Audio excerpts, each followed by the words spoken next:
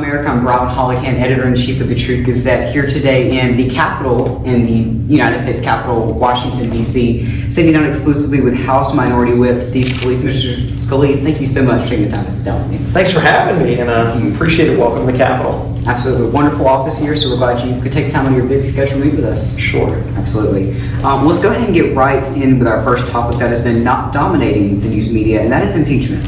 Last Thursday, after weeks of hearings in the House Intelligence Committee and the beginning of hearings in the House Judiciary Committee, Speaker Pelosi announced that she's recommending to the House to proceed with articles of impeachment in the foreseeable future. What are your thoughts on this as House Minority Whip, and where do you see this going? It's really unfortunate that this is what Congress is spending its time on. You know, we've had months of hearings. There were 2 years of investigations with the Mueller investigation. You know, a lot of Democrats that just didn't like Donald Trump, didn't like the fact that he got elected president in 2016, vowed to impeach him before he was even elected president. So this was never about impeachable offenses, which should be the standard. There's only been 3 presidents impeached, and every one of them had a crime that they committed. There's no crime here. And they went looking for a crime, and then ultimately you had these investigations, and there was a whistleblower about a phone call. And they're going to impeach a president, think about this, over a phone call, and there were only 2 people that participated in the phone call, President Trump and Ukraine President Zelensky. Both people said it was a great call. President Zelensky said there was no pressure applied, there were no quid pro quos, and ultimately it's about withholding money that Ukraine got. Ukraine got the money. And it was about withholding money in exchange for Ukraine saying formally that they were opening an investigation into the Bidens. They never opened an investigation, and they got the money, and yet they're going to impeach anyway. And, you know, so if somebody says, "Hey, I think that person was harmed by somebody, so I'm going to go after that guy," and the person they said was harmed said nothing happened to him, and then they still go after the person just because they don't like him. Look, we have elections in this country, and ultimately that sets the course of policy. And if you don't agree with policy, you go and try to elect someone else. But just because you disagree with the president, don't abuse the impeachment power. And I think that's what you're seeing here is, even though every witness, by the way, every witness they brought forward under oath was asked, can you name an impeachable offense? Was there any bribery? Every single time the witnesses said no, they didn't see any of it. And yet they're still going to impeach. So, you know, there's a lot of things we should be doing right now, like lowering drug prices, like passing better trade deals with our partners in Mexico and Canada, passing legislation to make sure our troops have the tools they need to train and defend our country safely. And those things aren't being done because of this obsession with impeachment. Absolutely. And while still on the topic of Pelosi, she had a little outburst last week when a reporter asked the simple question on whether or not she hated the president. What do you think of that little outburst? Wow, I think it's a lot. You know, I think they're starting to unravel the pressure of their most radical base. And when you think about this, you ask anybody around the country, should the president be impeached? Nobody's calling for it except the most far radical left who hated the president the day he ran for office. And the day he got elected, they had all these protests that they were going to resist his presidency. Well, again, this is America. You can express your views. But impeachment should only be reserved for actual crimes committed.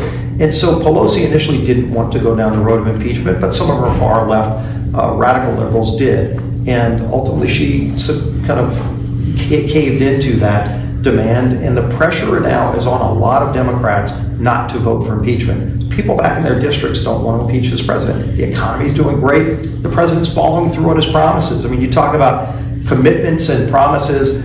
This president's actually following through and doing the things that he said he would do to get our economy back on track, to rebuild our military, to increase our standing around the world. And Pelosi wants to impeach him because she doesn't agree with his policies. And I think the pressure is building, and you saw it display itself there in that reaction and that outburst. And moving right along to another topic, every day you serve in Congress, you have to fight back against the fake news media.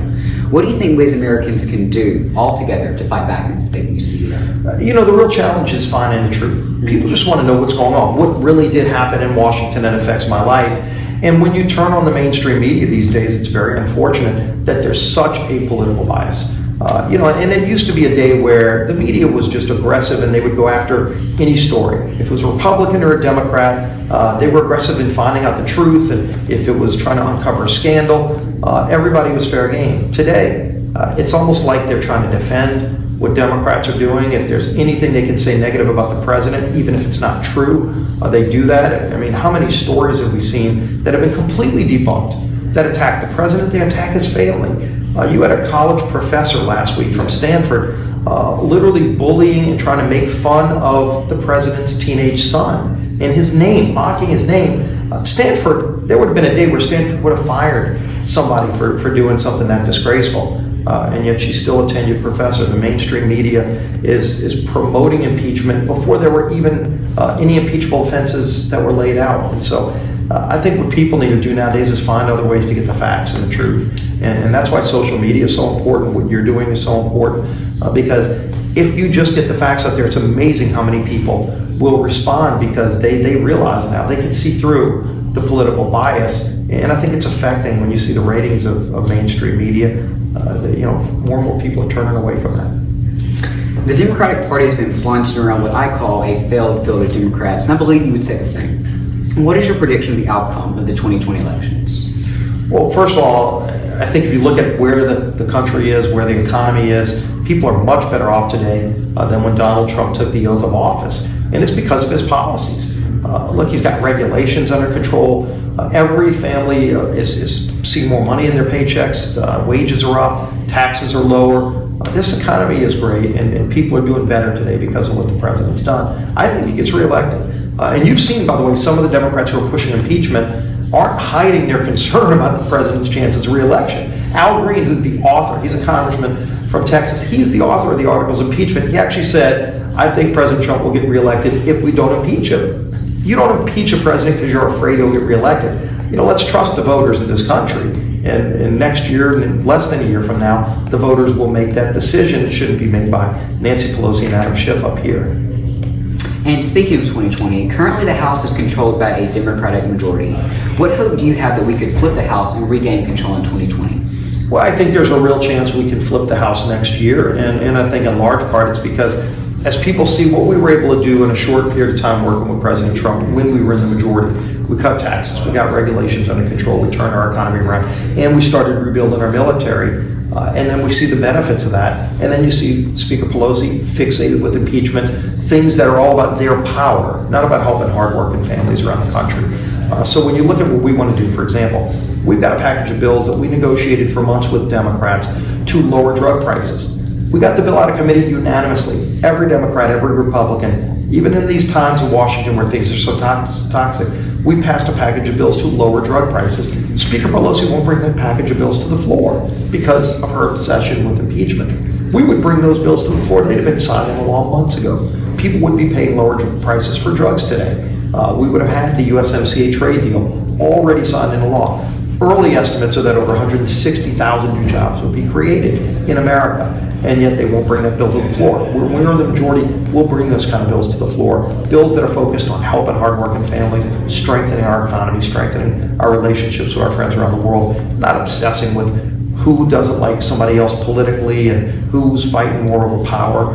It shouldn't be about power for Washington politicians. It should be about working for hardworking families across the country. Absolutely. I have faith y'all can regain control in 2020. Thanks. And Congressman Scalise, I really can't go any further in this interview without bringing up this topic. On July 14th, 2017, you were critically wounded at congressional baseball game practice. A few weeks later, you returned to Congress and inspired the nation with your brilliant bipartisan resilience. I remember the night of your shooting. I remember the press conferences in your hospital in the days following. How do you continue doing what you do each and every day and returning to Congress after a tragic shooting? Wow, well, it was quite a journey. I had to fight for my life for a few weeks, and the prayers from people around the country were overwhelming. Gave true strength to me and my family. My wife and young kids at the time they were 10 and 8 years old, and they didn't know if their dad was going to make it or not. And so just to see the outpouring of love and support and warmth really kind of pushed out the negative that this was created by some crazy person that wanted to kill a bunch of Republicans.